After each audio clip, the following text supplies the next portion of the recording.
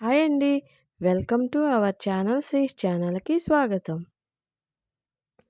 తిరుచానూరులో శ్రీ పద్మావతి అమ్మవారి దర్శనం అయ్యింది.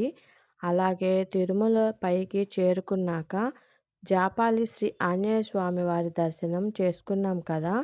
ఇక కలియుగ దైవం శ్రీ వెంకటేశ్వర స్వామి వారి దర్శనానికి వెళ్ళాలండి. ముందుగా పద్మావతి గెస్ట్ హౌస్ దగ్గర ఉన్న కళ్యాణకట్టలో మా ఫ్యామిలీ మెంబర్స్‌లో కొందరు గుండ్లు చేయించుకోగా, మరికొందరు కత్తెరలు ఇచ్చాము.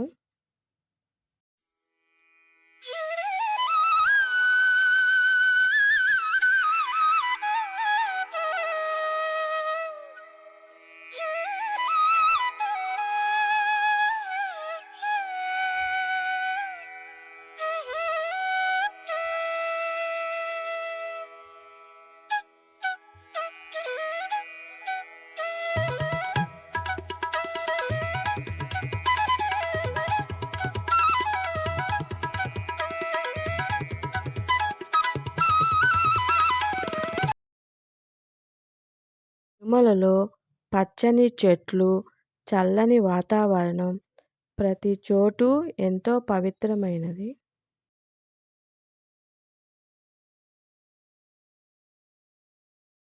జాపాలిలో కనిపించే ఉడుత మా గెస్ట్ హౌస్ దగ్గర కూడా కనిపించింది.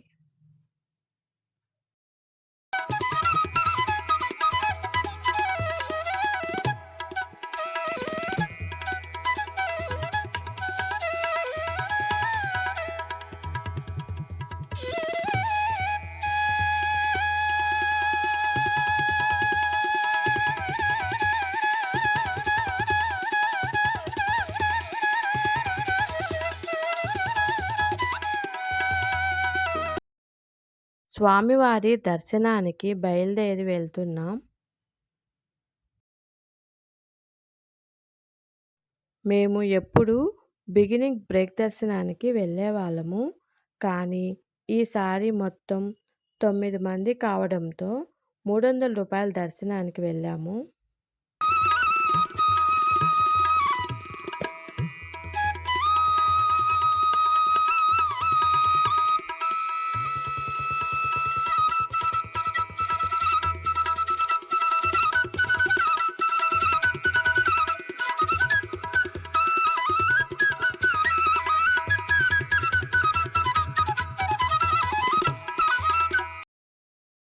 లోపలకు కెమెరా అనుమతించరు కాబట్టి మీకు ఆ వీడియోని చూపించలేకపోతున్నా.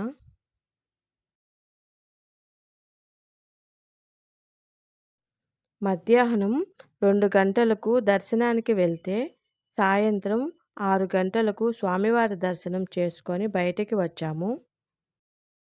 మేము ఆలయం నుండి బయటికి వచ్చేటప్పుడు స్వామివారి ఉత్సవ విగ్రహాల ఊరేగింపు కూడా చూశాము.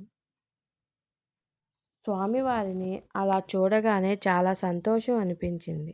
మా వారు లడ్డూ ప్రసాదం తీసుకొచ్చేలోపు మేము స్వామివారి ప్రధాన ఆలయం ఎదురుగా ఉండే అఖండం దగ్గరకు వెళ్ళి టెంకాయ కొట్టి కర్పూరం వెలిగించాము.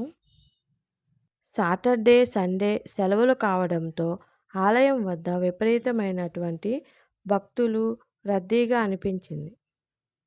సాయంత్రం కావడంతో తిరుమల ప్రధాన ఆలయం ముఖద్వారం విద్యుత్ దీపాలతో ఎంతో శోభాయమానంగా వెలుగుతూ కనిపించింది. గోవిందా గోవిందా అంటూ స్వామివారి దివ్య మంగళ రూపాన్ని గుర్తు తెచ్చుకుంటూ తిరుగు ప్రయాణమయ్యాము. ఘాట్ రోడ్ ప్రారంభంలో పునర్దర్శన ప్రాప్తిరస్తు అంటూ స్వామివారు మాకు చెప్తున్నట్లుగా బోర్డు కనిపించింది.